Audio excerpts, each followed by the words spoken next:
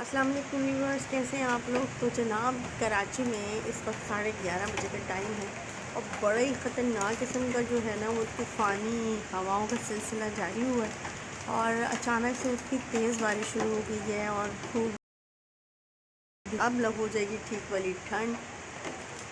तो देखते हैं कि कल का क्या मौसम होता है, लेकिन इस वक्त तो बड़ी तेज़ बारिश हो रही थी। वैसे शाम में सुना था कि कराची के मुख्तलिफ़ इलाकों में कहीं बारिश हो रही है और इस वक्त बारिश तो आपको नज़र नहीं आ रही होगी, लेकिन शायद बारिश की आवाज़ सुनाई दे रही है या फिर कोई बिजली चमक गई तो आपको स्क्रीन पर बिजली चमकती हुई दिखाई दे। लेकिन इस वक्त बहुत तेज़ बारिश हो रही है।